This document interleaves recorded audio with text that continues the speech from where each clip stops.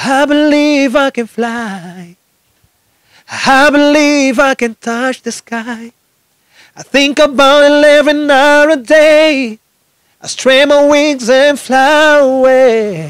Nkibitangira nabitangiye nyine abantu batabyumva neza ese yagiye abantu bakubwira amunga bayirya ni iki n'ibiki ariko ntago ari ikibazo cyo kwirya nta nubwo ari ikintu cyo kwirya ahubwo no kugira ngo nabitewe n'uburyo ushaka gutanga message yawe ariko ngira ngo nkibitangira nagiye mbona ama opportunity menshi aribwo nagiye za Nigeria kuririmbana n'abahanzi bazwi nka ba Sinach n'abandi bose nagiye kuririmbana Mbore Stadium y'Ubugande so nagiye mbona opportunity nyinshi kubera icyo kintu gusa kubera ko babashaka kumva icyo ndirimba none bigatuma na wa muziki wanjye ubasha kugera kure so n'ubu ngubu niyo mpamvu aribo cyane nimba ariyo vision y'Imana ndi kugenderamo umuntu wese agomba kugerwaho n'ubutumwa buri mu ndirimbo yanjye ariko this time around sigaye mvangamo n'ikinyarwanda gike kiba kirimo kugira ngo bumve naho nuruka hanze ashobora kunyumva akumva indirimbo nyine akashobora no kumenya ati ruri aririmbye n'urwahe nkunda Bravan nkunda ba Neringabo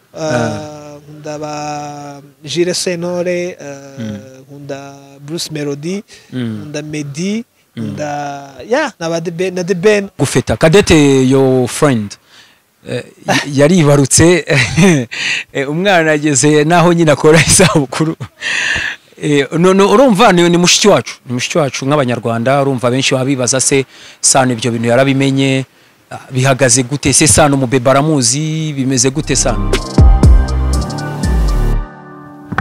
reka nangire ngusuze cyane nkwifuriza umunsi mwiza nkwifurize kugubwa neza ndetse nkwifurize kugira ubuzima buzira umuze ingini ya Steve Ngeni Blessing bisanzwe iteka ryose reka rero nkubwire ko nicare hano bita kuri Zebra ni imwe mu ma hotel ameze neza iri hano mu Kiyovu hafi naho bita kuri Rura cyangwa se naho Rura ikorera na hantu heza cyane na hantu ushobora kugera ugahabwa ifunguro ryiza bagira breakfast bagira lunch ndetse bagira na ibyumba ahangaha ni ibintu navuga ko ari byiza cyane wasohokeye mu mujyi wa Kigali ikindi nuko umustar twibereye ku uyu munsi yari amaze iminsi yarabuze n'umusore umwe nzi mu basore b'abahanzi bakora gospel ugira swag umurebye hari ukuntu inkweto yambaye nziza yambaye ipantaro nziza mbese ni ibintu byose byiza yitwa Sano Beat Sano meze neza ndakomeye cyane ariko ka beat kavuye he bro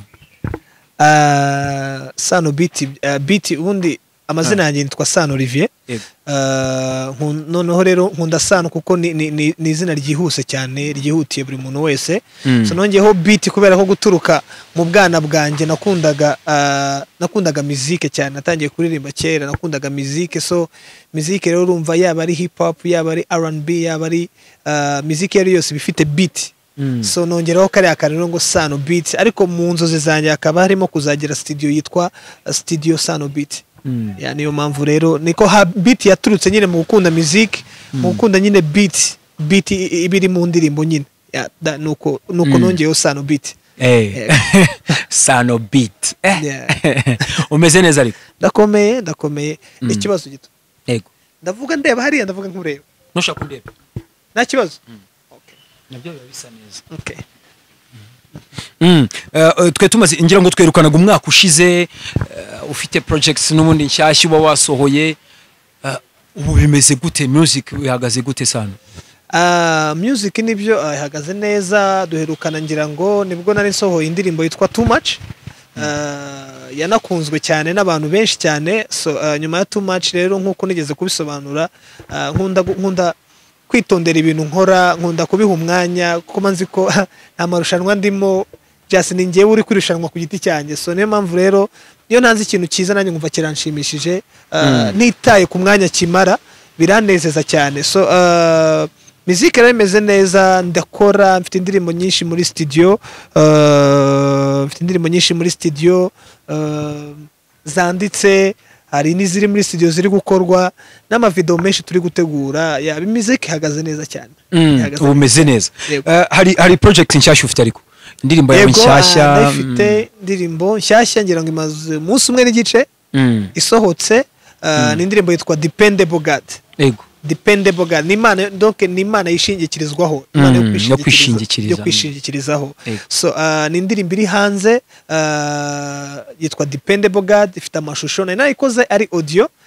Audio abantu benshi barayikunda ku buryo nagize pressure y'abantu, no mari nagomba kubanza gukora video ya too much muri ngewe, ariko kubera pressure y'abantu benshi kore indirimbo yikorera video, kuko ni indirimbo mu buryo bwa production, audio production iri kuri standard iri hejuru cyane, bimeze neza. Ni indirimbo nyine ni indirimbo ifite umwimerere mwiza cyane, indirimbo ifite amagambo meza nyine, aho mansobanura ko Imana ari ikomeye kurusha ibikomeye. Nta muntu n'umwe nabonye ukomeye kurusha Imana, ko Imana yonyine nicyo kintu ushobora kwishingikirizaho. So niyo ndirimbo rero ubu ngubu iri hanze yitwa Dependable God. Abantu bayakiriye neza cyane, byaranshimishije kandi baracyakomeza no kuyakira cyane cyane. Nagiye mbona abantu bo hanze cyane nibo babashe kuyakira cyane, barayikunda na no mu Rwanda, ariko cyane cyane abantu bo hanze, Kenya, Nigeria barayikunze cyane, ku buryo feedback kuri bo ni nyinshi cyane kurusha no mu Rwanda. Ariko na no mu Rwanda barahari benshi bayikunze cyane. Niyo projet iri hanze. Sano, nakwibariza, ujya gusohora indirimbo, akenshi indirimbo zawe ziba ziri mu Cyongereza, kuririmba mu Kinyarwanda kwawe ni gake rwose. Wabihisemo gute? Ntago uko ntazi Kinyarwanda, nta nubwo uko nzi Icyongereza cyane, ahubwo impamvu mbikora ngendera ku cyanditswe n'umukristo. Biravuga ngo mugende ku isi yose mubwiriza abantu ubutumwa bwiza bwa Kristo. So urumva Yesu yabwiraga abigishwa mugende ku isi yose. So urumva ku isi yose rero urebye usanga abantu ku isi bose bavuga iki? Urebye ku isi yose nta muntu utumva Icyongereza ngira. Icyongereza ni rwo rurimi ruri global, abantu buri wese ashobora kumva, ashobora wenda buri wese ashobora kuruvuga uko abitekereza, ariko kumva n'ururimi buri wese yumva. So rero naje gusanga ko nimba ariyo vision y'Imana ndi kugenderamo, umuntu wese agomba kugerwaho n'ubutumwa buri mu ndirimbo yanjye. Ariko this time around sigaye mvangamo n'Ikinyarwanda gike kiba kirimo, kugira ngo bumve naho nuruka uwo hanze ashobora kunyumva akumva indirimbo nyine, akashobora no kumenya ati ruri aririmbye n'urwahe, umuntu akamusobanurira Ikinyarwanda. So niyo mpamvu rero, impamvu nta yindi niyo ngiyo, ngendera muri iyo vision y'Imana yo kubwiriza ubutumwa bwose bwa Kristo ku isi yose. So nsanga ari Icyongereza nicyo benshi bumva, niyo mpamvu cyane. Bivuga ko ushaka kuba international artist, ejo bundi ukaba wajya Nigeria ukaba performinga, cyangwa se Australia bakumva indirimbo zawe ari nziza, bari kumva icyo zivuze, ukaba hose wagiye ugatarama ukabatarama. Mu by'ukuri kubera ko normally nkibitangira nabitangiye nyine abantu batabyumva neza, ese yagiye abantu bakubwira munga bayirya ni iki n'ibiki, ariko ntago ari ikibazo cyo kwirya, nta nubwo ari ikintu cyo kwirya, ahubwo no kugira ngo nabitewe n'uburyo ushaka gutanga message yawe. Ariko ngira ngo nkibitangira nagiye mbona ama opportunity menshi, aribwo nagiye za Nigeria kuririmbana n'abahanzi bazwi nka Sinach n'abandi bose, nagiye kuririmbana Mbore Stadium y'Ubugande. So nagiye mbona opportunity nyinshi kubera icyo kintu gusa, kubera ko babashaka kumva icyo ndirimba, none bigatuma na wa muziki wanjye ubasha kugera kure. So n'ubu ngubu niyo mpamvu aribo cyane cyane usanga banyumva cyane, wenda Abanyarwanda nabo baranyumva cyane nabo, ariko abo hanze usanga aribo banyisangaho cyane. Niyo mpamvu nuko bimeze rero. Uravuze ngo waririmbanye na Sinach, nibyo? Twaririmbiye kuri stage imwe muri concert imwe. Twarimbanye mu Uganda na Mbore Stadium. Yo concert yitwaga Unforgettable Experience. Byari mu mwaka wa 2017. 2017, hanyuma 2018 tuza kongera gura kuri stage imwe Nigeria, Lagos, aho bita Ikeja, no mu 2019 tuza kongera guhura. So urumva rero n'abandi benshi, ubwo harimo nabitwa ba Joe Praise, ba Ibye, ba Ada. So benshi baba barimo nyine. So urumva na amahirwe umuntu aba yarabonye, shimira Imana still nandaracyaza. Hari nubwo nabonye invitation ya South Africa, ariko hatajyamo lockdown rero bituma ariko ubu nyine we are still in the process yo kugira ngo umuntu ajyeyo. harya ahubwo bya bintu siko umuziki wa gospel uri gutera imbere sana. Uwahuye na Sinach wakoze ibitaramo mu mahanga, ubundi ujya guhitamo, wakunze music kera, wambwiye ngo watangiye music kera, ujya guhitamo gukora gospel byagenze gute? Guhitamo gukora gospel cyane urumva byafatananyije n'ukuntu no mari nakijijwe mu mwaka wa na gatandatu ariko mbere yaho narakizwa mama ni wansunikiye mu kujya mu bintu byo gusenga cyane so shiduka kwa kundi njyamo noneho yamana yanjye naririmbaga na interpretaga indirimbo za ba Robert Kelly the Blue abo ba Joy urumva so arimo utuntu kibuka nk'aka Robert Kelly arako nibuka gakozeho numva I believe I can fly, I believe I can touch the sky, I think about it every night or day, I stretch my wings and fly away. That is wow. So urumva rero izo nizo najyaga ndirimba and then nuko mama sunikira mu gusenga cyane nisanga ngeze mu rusengero so nibwo donc ibintu by'Imana byayizo biramfata so numva ko ngomba kuba born again aribyo bitwa gukizwa so nyuma rero nza kubona ko yampano yanjye nandi ngomba kwikoreshereza ntangira ndirimba muri korali y'abana gutyo tiri n'ubu ndacyarimba muri korali mu rusengero nsengera ni n'umuyobozi wa korali so nuko rero byagiye biza ciduka rero kwa gukunda umuziki hanze mbizana noneho muri gospel mu bukristo so bigenda gutyo nibwo naje gukunda umuziki ntago wigeze burya umuntu mbere yuko ajya muri gospel mbwiye ko akishijwe 2006 ntago wigeze usohora indirimbo za sekiraho ngo wajya studio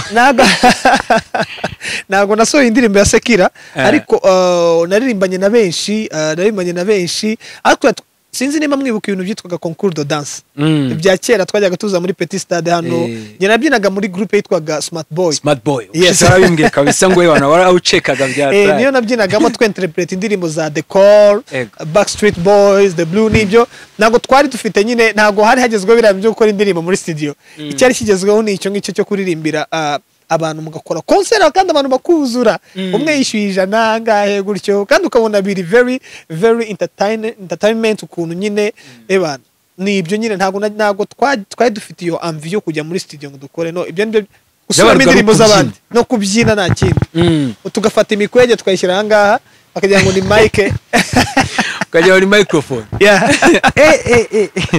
muri Smart Boys hari abantu herukamo hari abatipe mwabyinanaga bitwa ba Jimmy arabitwaga baganza arabitwaga yarafite izina ariko cyera iryo zina ryo impamvu ngiye kurivuga izina rye ibo ngo bitekereje bitomba risekeje cyera twamwita ngo Fuckerman ariko bitekereje bibaza ukuntu umuntu yitaga Fuckerman kandi nawe byemera nawe byemera ahubwo ari fier yabyo ari proud yabyo so ariko ngira ngo ubu ngubu yarakoze ntabwo yakitwa iryo zina ariko so nibo abantu nibukamo n'ababadaboom abantu bitwaga ababadaboom ubwo buzima rero buciyemo uhisemo kwigira mu nzira y'agakiza yego bro biba bigoye byaje challenge wahuye nazo nyine kuva mu buzima bwo kubyina muri group urabizi biba birimo hari ibisindisha biba birimo byinshi urumva iyo udafite ubuzima nyine buri determined ni byinshi wowe ibyo ukibuka uvuga uti mana yanjye warakoze kunkiza ibi bintu burya ni byiza kuganira ibintu nk'ibi uranabohoka sometimes sibyo ko wagakiza nyine ukamazemo igihe ni byiza ahubwo nge nahita nibaza hari ibyo nyine ukibuka ukoraga nawe uvuga uti sha ibi bintu Imana kabisa yaramfashije so buriya nkunda ijambo ry'Imana buriya nta kindi kintu gishobora guhindura umuntu burya umuntu ashobora kuza akigisha ariko burya umuntu ntago aba ari we ufite responsibility yo guhindura undi ni Imana yonyine ihindura umuntu kandi guhindura binyuze mu ijambo ry'Imana so hari ibintu byinshi umuntu yabagamo urabyumva nyine ubuzima nk'ubwo ngubwo hari ibibuherekeza harimo ibyo ngibyo by'inzoga itabi donc ibintu biri ama drugs n'ibiku donc kwidrug ko wagomba kujya ari imbere uri mu yindi si so utareba abantu mu maso ariko gukizwa kwanjye ntabwo gukizwa byasobanuraga kureka ibyo ngibyo gukizwa ahubwo byasobanuraga kwakira Yesu muri njye akaba ari ugenda mpindura sinzi nimba ubyumvishe neza gukizwa ntabwo byasobanuraga kureka ibyo kuko hari n'abantu bakijijwe babikora cyane sibyo ariko ntabwo bikuye ko bakijijwe ahubwo demo umwanya wawe ijambo ry'Imana demo wiga ijambo ry'Imana demo ukomeza gusobanukirwa ibintu by'ijambo ry'Imana yo igenda guhindura igenda kugira rero nyambwira abantu ujye ubwira umuntu ngo no ushobora gukizwa ukakira Yesu ngo reka nzabanze mve muri biriya ntabwo ukeneye kubanza kubivamo ahubwo ngwino ukuri we akwakira ukuri so niwe kwihindurira rero so nyuma yaro umaze kugira rero umaze kumuzaho so agenda guhindura gake no gashiduka bya bintu wagiraga inyota you no longer have ntabwo ugifite ya nyota yabyo, so inyota yabyo yarashize, si nuko nguko rero. So usigazuka bya bindi wakoraga ntabwo biriya bikikunezeza, ahubwo unezezwa n'ibi. So niyo mpamvu rero ukareba ugasanga ibyo bintu byose binyuzemo. Uyu munsi Sano rero ni umuntu uri gukora muzika ihimbaza Imana. Bro, ubona umuzika uyu mukora cyangwa se umuziki nyarwanda ushobora no kugutunga ukaba wakugeza ahantu kabisa heza, cyane cyane ari na gospel noneho by'umwihariko? Birashoboka cyane, ariko cyane cyane muri gospel intego ntago ari gukora ukeneye amafaranga, nta nubwo ari gukenera ukeneye amaramuko, kuko akenshi y'intumbero iba yongiye gukora ukeneye amaramuko cyangwa ukeneye amafaranga. Akenshi n'usanga benshi banabivuyemo, kuko pe nta mafaranga yo muri gospel, reka bivuga gutyo, ntayo. Reka bivuga gutyo, ni ukwitanga. Reka nta mafaranga yo muri gospel, reka bivuga gutyo. Izo mpamvu bivuze gutyo kubera ko gospel purpose ya mbere yo kuyikora, it is not about money. Purpose ya mbere ni nka service. Donc ikintu cya mbere ugomba kugira purpose ni ubwa butumwa bwa Kristo. So iyo ushyize Imana imbere rero, ku ijambo ry'Imana avuga ngo mbere na mbere mushaka ubwami bw'Imana no gucyanuka, ibindi byose bizari iki nk'inyongera. So amafaranga ashobora kuza ari nk'inyongera nk'uko tuyakeneye kwera, ariko purpose ya mbere niki no kutanga ubutumwa bwiza bwa Kristo. So iyo ubutanze rero umuntu akanyurwa nabwo, uko biri kose haza ingaruka zabwo, aribwo ashobora kuza ayo maramuko, ariko atabaye intumbero. Yego. So rero icyo nakubwira, umuziki wa gospel uwugiyemo wese cyane cyane nkuko nakubwiye nk'abo ba Sinach right now tuvugana, they are billionaire, bafite amafaranga menshi, especially Nigeria abonzi bakomeye cyane, na hano mu Rwanda nabonye benshi batangiye kuzamuka cyane, urumva benshi barazamuka cyane. So purpose nta yindi, ntago ari ukuvuga ngo na amafaranga wagiye mukeneye, ni ubutumwa bwiza utanga, hanyuma Imana ikakuriwodinga, donc ikaguha umugisha kubw'icyo kintu wakoze. So niyo mpamvu rero navuga ngo amafaranga arimo mu gihe watanze service neza, ariko akaba ariyo purpose yawe, apana purpose amafaranga. So rero iyo y'amafaranga benshi barirukanga. imbaraga Sano, imbaraga uzikurahe? Uzikura zo gukomeza upushinga umuziki, upushinga uri muri investisa, ariko nta income uri kubona. Uzikure kugeza uyu munsi uri gusohora video nziza, audio nziza, ifite standard navuga ko ari nziza, ubishobozwa n'iki? Ijambo ry'Imana avuga ngo dushobozwa byose na Kristo duha imbaraga. Nakubeshye nta handi hantu mfite wenda nshobora kuba nakura ubushobozi bundi, wenda hari imirimo umuntu abakora ku ruhande, ariko ntabwo ihwanye n'ibintu umuntu ashobora kuba akora bigaragara hanze bijyanye n'imiziki. So ni Imana yonyine iprovidingira. Suni wenda hari andi makuru meza nzababwira nubwo bitaraba officially, ariko nzabivuga. So the more ukora gutyo niko nyine ubona n'abantu baza bagutera inkunga gutyo gasheduka, ari bimwe mu makuru nzababwira nyine. Wabona hose yaninze muri Sony bana nabamenye. Ari makuru nzababwira nyine, kandi ibyo nabyo biba byarabonetse kubera ya service utanga. So umuntu akabukubona akavuga ati okay, now I want to work with you. So wenda ntago bivuze kuba bitaraho officially, ariko nashaka gutanga ko ari urugero bimwe mu bintu bizana, bimwe mu ngaruka zizanwa no gutanga service. So niyo mpamvu rero navuga ngo imbaraga nzikura nta handi, ni Imana ifasha gusa. Uko nkanjye rwose ntago mbaho ndeba ku mushahara mfata cyangwa iki, hari ubundi buzima ubaho ukabaho mu buzima bwo kwizera nk'uko ijambo ry'Imana bivuga, kubera avuga ngo uwizera wese, umuntu wese wizera Kristo ntacyabasha kumunanira. So wizera Imana ukizera ko uko biri kose you will live, you will survive, kandi urakora ibintu neza, nta byo kuvuga ngo ufite ibintu bingana gutya, and that is it, kandi ukabaho neza. Yeah.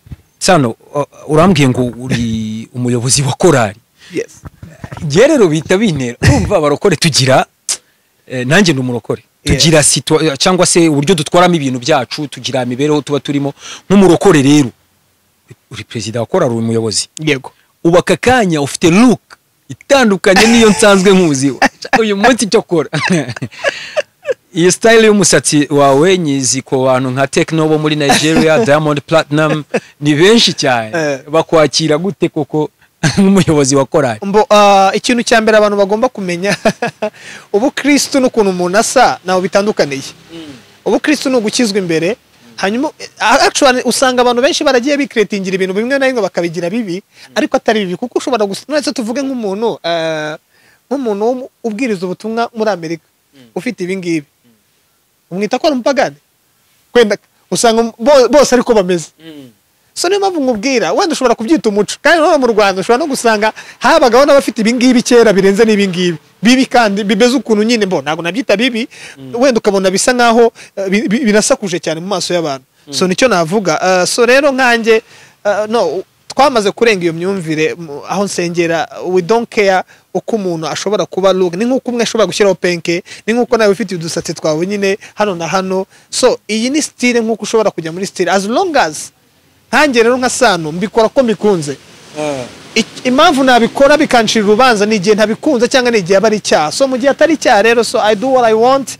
Hanyuma nunabimbaje nkamubwira ati kubera icyo bishyizeho ndabikunda kubera ko iyo mbibonye mbona ari byiza. And that is it. So rero byo kuvuga ngo ushaka kubyitiranya no kubivangavanga n'ubukristo ngiye byo mbyita idini kandi idini n'ubukristo biratandukanye.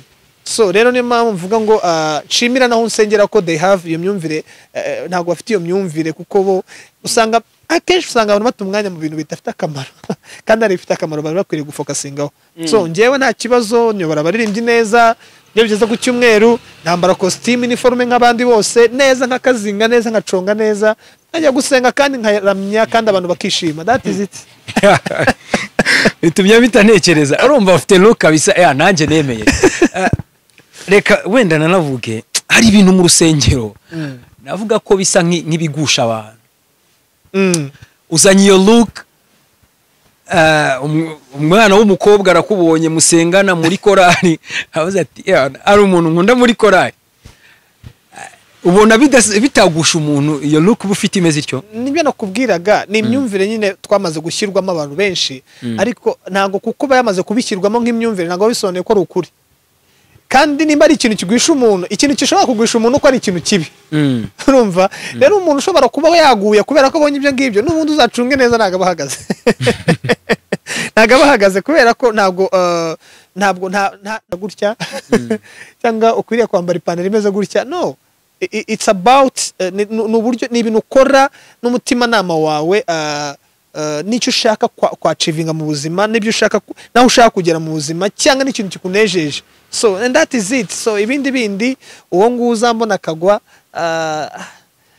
azabanza na checking neza ashobora kuba nawe muri we n'ubundi bitaremeze neza. No hagaruka kutamera neza ahubwo the information cyangwa amakuru ashobora kuba afite mu bukristo azacekinge neza ko ariyo. And then asubira inyuma yongere yige neza asobanukirwe icyo Imana ikeneye n'ikidakeneye. And that is it. Nuko nabisobanura. Uyu munsi rero ufite iyo look yishyizeho uragiye ku rusengero barakubwira bizara amatorero adashobora kwemera ko winjirana kimeze gutyo. Barakubwiye bati rego uyu munsi ntago winjira. Sano wabigenza ute? Ikintu gihari nkanjye ukuntu meze ndi umuntu uri flexible. Nigeze kujya kuririmba kera mu ba ADPR muri ADPR icyo gihe nari mfite penke mfite n'agakomo kameze gutya nk'aka nambaye barambwira ngo ningakuremo. So rero hari ibyo ukora kugira ngo none ubashe kuganya benshi bitewe n'ahantu ugiye. So nkanjye Sano mbwambwe ngiye kuririmba muri ADPR ibi ntago ari ibintu bikaze. Ndase no kubihambura nkasokoza neza agapenke neza nkambara agakostime nkagenda for the sake kugira ngo nganye benshi kuri Kristo. Najya hariya nabo babishimye nkagenda, najya hariya batabishimye nkahinduka. And that is it. Ariko rero ntazagira umuntu ubasha kubigereranya n'ubukristo bw'umuntu. Nicyo nshaka kuvuga. Bivuga ko wowe rwose look nta kintu ihuriyeho n'agakiza. Naho bihuriyeho na gato rwose. Ndi umwe mu bantu bakurikirana status zawe on WhatsApp. Urumwe mu bantu bashyiraho wenda reka tunabivuge Sano uramutse uvuye mu muziki uyu munsi wakora fashion. Ibintu rero by'amastyle wabyinjiye mute? By'imyambaro birajyana. Kuririmba na fashion birajyana. Ariko hari abaririmba badakunda fashion. Ariko njyewe nakuze nkunda kuririmba na fashion. Iyo mbonye umuntu asa neza nicyo kintu gishobora kunshimisha mu buzima bwanjye. Mubi yo nkubonye wambaye agashati gutyo n'akagakweto kameze gutyo mbamona ko you are smart, you are looking good. So iyo mbonye umuntu nubwo atabari njye bamwambitse. So mbambona ari byiza iyo mbonye umuntu. None igihe mbona umuntu nka gutya nkumva arakana ushobora kongeraho. You see? Urumva ni ibintu umuntu abakunda. So rero biba byiza noneho niyo mwubonye ari njye wakwambitse. So ni ibintu narabikunze cyane. So ninjiye no mu bintu byo gucuruza mfite nicyo bita n'ubundi Sano beat shop. nubwo itaraba nayo official ariko online turakora. So nabyo ni ibintu nkunda ko naje gusanga bijyanye n'ibyo kuririmba nabyo nkunda. Yeah, that is it. Bivuga ko fashion nayo irimo rero babimenye ko uyu munsi na fashion nyirimo yego kubona babimenye cyane. Cameraman wanjye Milie ukaba mukubita gastira akagenda sana. Bana sana kandi nka brand ndi gukora kuri brand ya Sano Beat. Vuba hano irasohoka hajya sohoka udupira rero akantu gato nk'uko ubona kanayike kari hano ka Sano Beat na karongo just tuntu nk'utwo tu. Ndabizi ko bazabikunda. Ubu watangiriye mu biki rero? Ubu watangiriye muri myambaro? Ubu natangiye mu t-shirt Lacoste, t-shirt round neck, nama jeans, nama kabutura, natangiye nama cotton, natangiye muri ibyo bintu. So the monde kugenda ninjira nzagenda menya n'ibindi byinshi. Bivuga ngo byose bizajya biba bibrandinzeho nyine Sano Beat. Niko that's my desire, niko mbishaka. Yego. Right. Aho ngaho ntiwaba kuko burya hari abahanzi benshi mu Rwanda navuga ko uyu munsi umuziki wanze ushobora guhita baza wenda nko gukora indabyo cyase bakanahinga. Wowe umuziki uyu munsi uvuze uti nguvuyemo simbi kwifuriza ariko business y'umuziki irahagaze, ugahita uvuga uti nge nahita nijya muri fashion, nahita ntangira gucuruza imyenda, nahakora shop zanjye. Mbese aho ngaho ndashaka kubanza gukosora gato, ntabwo nkora umuziki nka business. Ntabwo nkora umuziki wa gospel nka business. Okay, wenda ushaka kuvuga ngo ni business y'Imana. Aho nabyumva. Mbikora nk'utanga, mbikora nk'uvuga ubutumwa bwiza bwa Kristo. Mbikora nk'utanga message y'ubutumwa bwiza bwa Kristo. Ntabwo mbikora nk'umuntu ushakamo amaramuko nubwo nayazaza ndabizi. So niyo mpamvu rero nkubwira ngo byamaze kuba ubuzima bw'umuntu. Actually ni inshingano zanjye. Kureka inshingano zawe ntabwo ushobora kubaho. Ni nk'uko wavuga I know kuri umupapa no kuvuga ngo ntabwo nzongera guhahira urugo cyangwa ntabwo nzongera kwita ku mugore wanjye. See, ibyo ni ibintu ni bitabaho. So nanjye nikoro bishobora nko kuba mu ndirimbo. So ahubwo wenda avuga ati ni iki wenda nshobora ni iki nkomeza kuzongeraho cyangwa ni iki nshobora gukomeza mu gihe nyikomeje umuziki cyangwa mu gihe ukomeje kuvuga ubutumwa bwiza. Ese nshobora no gukomeza na business ya fashion. Aho nakubwira ngo yes kuko nabyo ndabikunda. Yeah. Ni byiza cyane. Bro, izindi rero burya abahanzi navuga ko muri abantu baba bakomeye. Nahita nibaza izindi business ugira bro. Izindi business ugira ni izihe? Ese watubwiye ko n'ubundi studio ugiye kuyizana mu minsi iza ukatwereka nyine officially ko wasohoye cyangwa wazanye studio yawe kabizafasha abandi. Ese ujya wumva wenda na business urazitubwira wenda atari iyo ya fashion gusa, ujya wumva wakorera n'abahanzi bakora secular music muri studio yawe? Ukuntu bimeze, music it's a music, kandi ubwo ugiye muri production it's a business. Nkuko wafungura shop rero ntabwo uzakira abantu bakijwe gusa, ntabwo uzaha imipira abantu bakijwe gusa, uzaha n'abantu badakijijwe. So business rero ari business. Mu gihe studio yagiye hanze, yes of course nukora sekira nzayikora, nzayimukorera rwose, nta nubwo nanamujudging. Erega buri wese burya afite amahitamo mu buzima. Nkuko nayo nahisemo gukora gospel niko nahisemo gukora sekira. So afite impamvu yabihisemo, nanjye mfite impamvu nabihisemo, ariko ibintu byose bigira iherezo. See, niyo mpamvu rero nkubwira ngo music production ikora nyine music. Icyo nshaka ngiye no gutanga ibintu byiza gusa. So yaba ari sekira azaza rwose once nzaba nagize iyo nuza studio mukorere neza, ari uwa gospel mukorere neza, as long as ntacyo bishobora ku affecta kuri ngewe. That is it. Nuko nguko. Aha, izindi business rero hari izindi ufite zitari izindi business zigenda ziza nyuma uko umuntu atekereza uko winjiramo cyane, ariko for now nta bindi gusa. Icyo ndi gutekereza yindi business ishobora kuzajyamo ni business ya transport, and by the grace of God kubwo ubuntu bw'Imana wenda nayizacamo. Yego. Iyo uvuze transport y'abantu n'ibintu cyangwa y'abantu gusa? Ni transport y'ibintu. Reka mvuge ni mu buryo bwo gukodesha amakamyo rero. Nukodesha amamodoka. Of course niyo level wenda izageraho. Ariko for now mandi gutekereza by the grace of God abana amafaranga, and then nkagura amamodoka menshi bakajya bakodesha. Nicyo kintu ndabikunda, nabyo ndabikunda cyane. Nabyo urabikunda? Bisa naho ukunda n'imodoka ahubwo. Nkunda imodoka. Nkunda imodoka. Byatari. Oya nabo nkunda imodoka nyine. Sinzi wenda ukuntu byaje, ariko niyo mbonye imodoka muri filime mpita nifata mu mutwe. Actually nkunda imodoka. Nkunda imodoka kabisa. Niciye hano nko ku muhanda nkabona what? Mbona uvaragara nkayireba. Nkunda imodoka. Urumirwa kabisa. Nkunda imodoka. Nkunda kubona imodoka nkunda kubona imodoka nziza nyine. Yego merutse kuganira na mushiki wanjye umwe gutya yitwa Tonzi. Tonzi ngira ngo murakorana muri gospel n'ubundi. Yego inshuti yanjye cyane. Yambwiye ko uwe rwose binashoboka aragaterme yakoresheje ngo naramubajije ari slang abahanzi bakoresha biki gihe kumva ngo twatwitse ibintu nk'ibyo nawe arambwira ati ati nanjye no ndirimbo yanjye reka turye sho ahubwo ubu biratangiye rero ibintu nk'ibyo wowe abantu bakora secular ujye wumva mwakorana featurings je collabo nyine hagati yanyu kabisa nje ntacyo bintwaye ntacyo bintwaye ariko iki gihe ntago ndabitekereza ariko mu gihe byaba bizaza ntacyo bizantwara kabisa ariko iki gihe ntago ndabitekereza. Hari abanzi bemera mu Rwanda bakora secular music? Of course ndabakunda barahari benshi kabisa. No wenda nshobora kubavuga abenshi bazi ko ari inshuti zanjye bakagira ngo nukubera ko ari inshuti zanjye. Nkunda Bravan, nkunda ba Neringabo, nkunda ba Jire Senore, nkunda Bruce Melody, nkunda Medi, nkunda na The Ben. Ni benshi ndumva ubazi bande.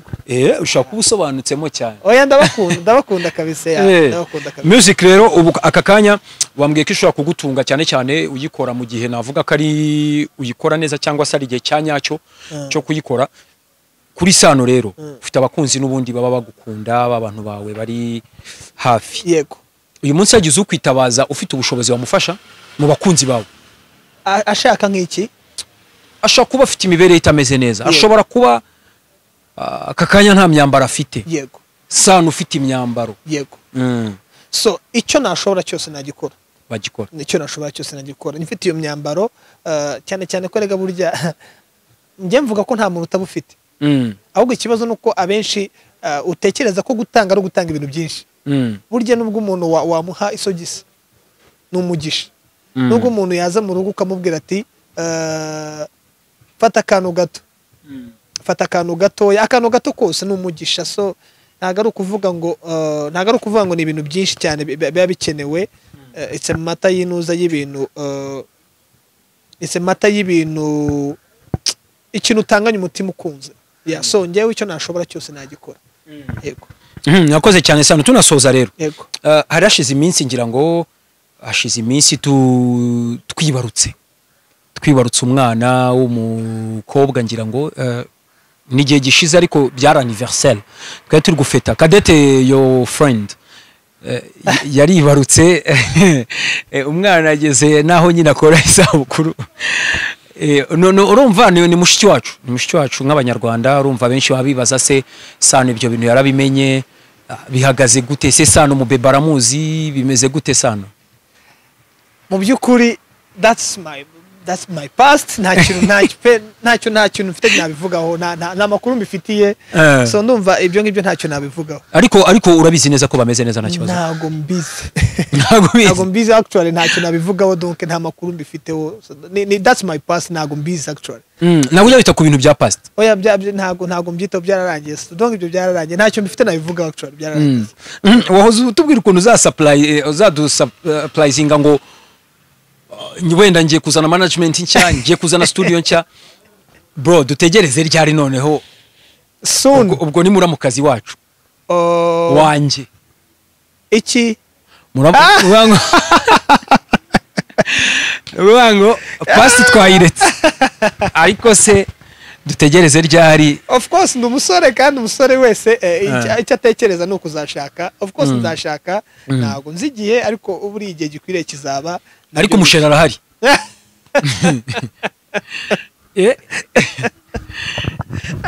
Sano nawe ukuntu umutipe nkawe w'iboga jya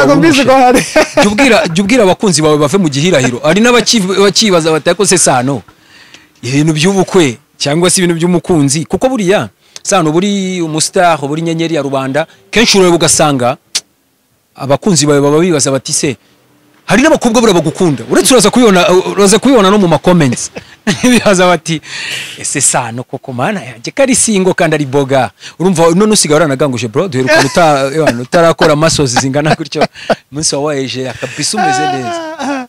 Actually uko umuntu angana nawe babihuriye no gukunda urukundo ruza gutyo. Ariko abagukunda baba benshi. Ntago mbizi ariko iyo ufite shape imeze nk'iyo yawe so iyo ufite abantu bagukunda ni amahirwe ni umugisha buriya nawo ufite abantu bagukunda nawo ni umugisha we rero bivuga guhitamo byarakugoye oya ntago ariko icyo nakubwiye igihe gikwiriye nibigera bizaba tu ariko for now you are single cyangwa there is someone single yes seriously ntago bibaho alright my brother reka ngushimire cyane abantu rero bakure hehe indirimbo kuziye platforms amazina indirimbo yanjye dependable bashobora kujya kuri my YouTube channel yitwa Sano Beat bifatanye Sano Beat bifatanye Sano Beat bifatanye byose niko yitwa bakajyaho bakayireba n'izindi zose bagakora subscribe bakalikinga comments zirakenewe cyane ko ndabize muraza kudufasha mu pinning cyane rwose pinning shiraho akaring ka kuvuga pinning yes hanyuma indirimbo iri kuri all social platform zose ziriho all platform Amazon Music Spotify iTunes zose iriho hose so arabakoresha za iPhone ziri kuri iTunes Music iriho byose Spotify iriho Instagram Facebook hose biriho nyine ushobora kujyaho kayireba so baba bakoze hanyuma bakanadufollowinga kuri Instagram Sano Beat n'ubundi Facebook Sano Olivier Twitter Sano Olivier hose ni Sano Olivier Beat atari Sano Olivier ni Sano Olivier Beat nuko Sano Olivier Beat yes urakoze cyane akangushimira nawe twe turi kumwe ndizera ko ukomeje kugubwa neza aho uri hose ikindi nkurarikire kureba Iris akadomo ranawa angani hari amakuru ari exclusive cyangwa se amakuru yizewe twe turi kumwe na Sano akora gospel ndetse afite n'indirimbo nshya mu gihe umuyirebe murebe niyo link iri munsi ya title nyine cyangwa se y'ikiganiro murakoze cyane